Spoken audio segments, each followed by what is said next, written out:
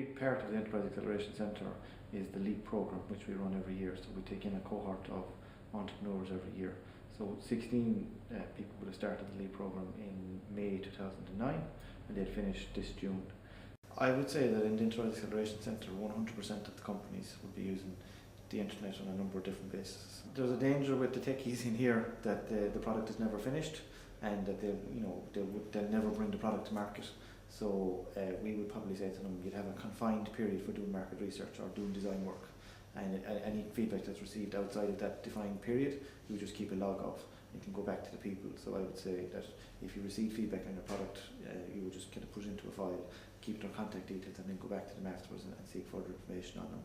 In the meantime, you would just say to people, great idea, thanks very much, and we'll incorporate it in future releases. A lot of companies realise that some of the best ideas they get come from their customers, and there's a whole movement connected with Von Hippel in terms of user-led innovation, of kind of realising that we want to get closer to our users, because that's where many of the ideas come from. So it's not in-house necessarily in the R&D of the company, but very often it's what people are doing with it, how they're applying the thing in new ways, kind of coming up with new ideas for products or markets or services. I guess a good example would be somebody like Apple, right? So Apple, from many years ago, there was this idea that Apple was different, that it wasn't Microsoft.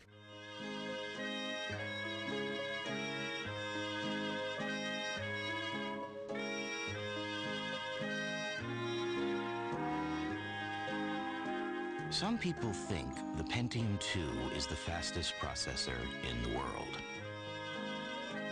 Not quite.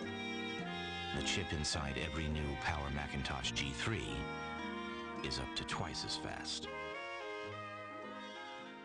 There were many people who have this attachment to Apple products, and so every time they come out with something, they're loyal in a way. That's why there's a strong emphasis on trying to catch children at a young age, get them to try and associate with your product or the brand or whatever, and then keep that, because if they start wanting that stuff at 10 or 12 or 14, they may still be doing that when they're 40 or 50, and you've got a lifetime of connection. People are starting to believe social media a lot more than advertising. So if you have maybe 10 real people who come on and say, well, we're very happy with your company, it's worth, I don't know how many $1,000s worth of fake advertising, with some guy saying, oh, our product is the best. Even if it's seen as fake, it's seen as a communication channel. So people are aware of the purpose. Unless the company is trying to do something, it happened. A company paid teenagers to blog and mention the name of their brand. And when it was found out, the reaction was very violent, because at the time people blogged about their own interests, and it was considered very personal, and these young people kind of produced an effect that people consider dishonest. So there are traps, of course, but I think most of the people who read a blog that comes from SAP, for example, are aware of what's going on, and they take it for what it is.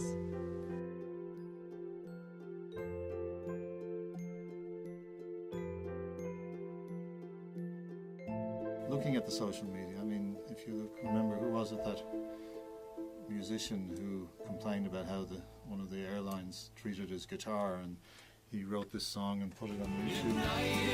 United,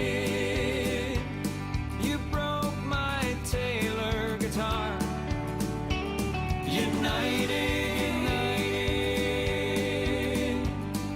some big help you are. You broke it, you should fix it. You're liable, just admit it. I should have flown with someone else or gone by car. 'Cause United breaks guitars. In that sense, the person was able to, a positive use can be that it can shame some of these companies in how they perform. But again, it's not one-sided or the other. Just like, some of the things that happen on YouTube, the way in which small events can get taken out of their local context and put on the web from one country to another and suddenly become big hits can also be quite negative. We were at a seminar for the Irish Museum Association, and someone was saying a tourist left a negative comment on TripAdvisor on the behavior of some of their stuff, and how are they going to cope with this, and can they delete the comment because this is unfair. And we said, no, you can't, because this can't be controlled. It's out there and it will stay there forever. All you can do is to try and give a polite answer and then do everything that such comments do not happen again. In some senses, that's what's interesting about the net, is that it also can allow the space for that. So individuals can create things. They may not have a voice on a national newspaper, but they can put something up on YouTube, it can be picked up and suddenly get disseminated and have huge positive impact. The day chocolate rained made you turn your head the other way. Hello, hello.